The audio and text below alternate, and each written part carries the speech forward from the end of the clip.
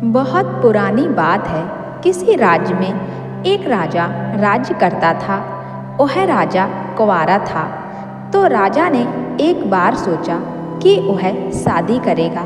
तो सबसे पहले यह खबर उसके नाई को दी गई। उसके बाद उसके रात के पहरेदार को और उसके बाद उस शहर की सबसे बूढ़ी स्त्रियों को दी गई। नाई ने यह खबर अपने सब जानने वालों को दी, जिन्होंने यह खबर अपने सब दोस्तों को दी। उस रात वाले पहरेदार ने यह खबर बहुत जोर से चिल्ला चिल्ला कर सब नौजवान लड़कियों को दी, जिससे वे खुशी के मारे सारी रात सो न सकीं। बड़ी बूढ़ी स्त्रियां नौजवान लड़कियों को हमेशा याद दिलाती रहीं कि राजा ने शादी करने का फैसला कर लिया है। बूढ़ी स्त्रियां नाई से पूछती, राजा अपनी पत्नी कैसे चुनेगा? तो नाई जवाब देता, राजा के लिए अच्छी पत्नी ढूंढने के लिए तो मुझे बहुत मुश्किल होगी। तो स्त्रियां आश्चर्य से कहती, क्या तुम राजा की पत्नी चुनोगे? मगर राजा की पत्नी ढूंढने में तुम क्या करोगे? इस पर नाई जवाब देता, मैं एक अकेला ही आदमी तो हूँ जो शाही चेहरे को छूता हूँ, और इससे ज़्यादा क्या। मेरे पास एक जादुई शीशा है। अगर किसी लड़की का बहुत सुंदर चेहरा है पर उसका चरित्र अच्छा नहीं है, तो उसके चरित्र के धब्बे उस शीशे की सतह पर धब्बों की शक्ल में दिखाई दे जाएंगे। इससे पता चल जाएगा कि वह लड़की कैसी है। सब स्त्रियों ने पूछा, लड़की चुनने की क्या कई शर्तों में से यह भी एक शर्त है? नाई बोला, कई नहीं, बस यही एक शर्त है। कोई भी लड़की जो 18 साल से ऊपर की हो, वह राजा से शादी करने के लिए ठीक है, पर वे सब रानी बनने के लायक होनी चाहिए। हर लड़की मेरे साथ शीशा देखेगी और जिसके चेहरे के साथ कोई धब्बा दिखाई नहीं देगा, वही राजा की रानी बनेगी। इस तरह जो भी राजा की रानी बनेगी, उस पर यह एक शर्त लगाई गई और सबको बताई गई। बड़ी अजीब सी बात कि कोई भी लड़की नाई के पास उस शीशे में अपना चेहरा देखने के लिए नहीं आई। दिन और हफ्ते निकलते चले गए और राजा को अभी अपनी पत्नी को पाने का कहीं कुछ अता पता भी नहीं था। कुछ स्त्रियों ने, कुछ लड़कियों ने नाई के पास जाने के लिए कहा भी कि वे वहां जाकर उस शीशे में अपना चेहरा देखें, पर किसी की ऐसी कोई हिम्मत ही नहीं पड़ी। राजा बहुत सुंदर था, उसकी प्रजा भी उसको बहुत प्यार करती थी, इसलिए यह एक बड़े आश्चर्य की बात थी कि उसके दरबार में आने वाली कोई भी लड़की उसकी पत्नी बनना नहीं चाहती थी।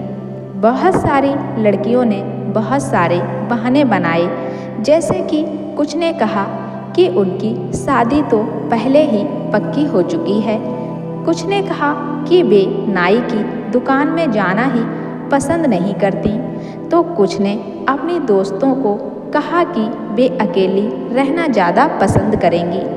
हर सुबह राजा नाई से पूछता कि क्या कोई लड़की उसके शीशे में अपना चेहरा देखने के लिए आई थी, पर नाई का जवाब वही रहता कि बहुत सारी लड़कियां तो यही देखती रहती हैं कि दूसरे कितने लोग उसकी दुकान के अंदर आते हैं, पर वे खुद नहीं आती।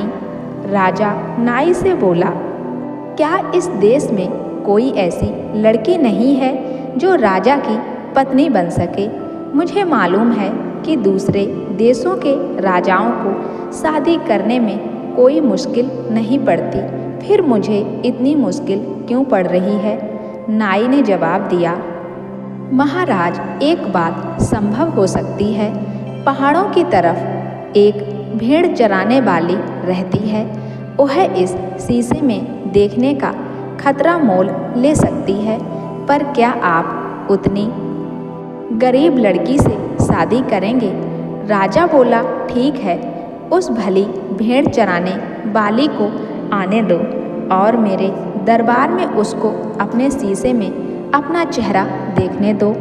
तो नाई उस भेड़ चराने वाली को लेकर दरबार में आया। सारे शहर में यह ढिंढोरा पिटवा दिया गया कि आज दरबार में एक भेड़ चराने वाली का इम्तिहान लिया जाएगा। तुरंत ही शाही दरबार शानदार स्त्रियों से और राजा के परिवार के लोगों से भर गया। जब वह भेड़ चराने वाली लड़की दरबार में घुसी तो वह अपने आप को इतने सारे अमीरों से घिरी हुई देखकर बहुत शर्मा रही थी। राजा ने उसका बड़े प्यार से स्वागत किया और उससे कहा कि अगर उसको राजा से शादी करनी है तो उसको एक जादुई शीशे में देखना पड़ेगा। अगर उसने कभी भी कोई भी बुरा काम किया होगा तो यह शीशा उतने ही धब्बे अपने ऊपर दिखा देगा। भेड़ चराने वाली लड़की ने कहा, गलतियां हर एक से होती हैं राजा साहब, और मैं कोई अलग नहीं हूँ। मैंने अपने भेड़ों के झुंड के साथ कुछ गलतियाँ की हैं, पर मैं यह सोचती हूँ कि उन्हें मेरी भी गलतियाँ माफ़ कर देनी चाहिए, क्योंकि वे रोज़ मुझे अपनी देखभाल करने देती हैं। क्योंकि अगर इनको कोई खतरा महसूस होता भी है तो भी ये अपनी सुरक्षा के लिए मेरे ही पास दौड़ी आती हैं। मैं अपनी भेड़ों से बहुत प्यार करती हूँ और उनके लिए हमेशा सबसे अच्छा करने को तैयार रहती हूँ। सच तो यह है कि मेरी रानी बनने की कोई इच्छा नहीं है, फिर भी मुझे उस शीशे में देखने में कोई ऐतराज नहीं है। यह कहकर वह शीशे की तरफ बढ़ी और उसने उसमें देखा। शायद अपनी शक्ल देखकर वह शर्मा गई। दरबार की दूसरी स्त्रियां उसके चारों तरफ घिर आईं। उन्होंने देखा कि शीशे ने तो कोई धब्बा नहीं दिखाया, तो उन्होंने उससे वह शीशा छीन लिया और एक दूसरे को उनको अपना चेहरा देखने के लिए देने लगी। वे उस शीशे में अपना चेहरा देखती जाती थी और कहती जाती थी, अरे देखो तो, जब हम लोग भी इस शीशे में अपना चेहरा देख रही हैं तो इस शीशे पर भी कोई धब्बा नहीं है। लगता है कि यह कोई जादू का शीशा नहीं है, बल्कि ऐसे ही सादा सा शीशा है। यह तो हमारे साथ चाल खेली गई है। राजा बोला, ओ स्त्रियों, तुम सब लोग ठीक कहती हो, इस शीशे में कोई जादू नहीं है, पर अगर तुम लोगों में अपने चरित्र में उतना ही विश्वास होता जितना इस गरीब भेड़ चराने वाली लड़की को है, जो अब मेरी रानी बनने जा रही है, तो तुम लोगों ने शीशे में देखने से कभी मना नहीं किया होता। अब मुझे मालूम हुआ कि मेरी पत्नी तुम सब लड़कियों में से सबसे अच्छी है।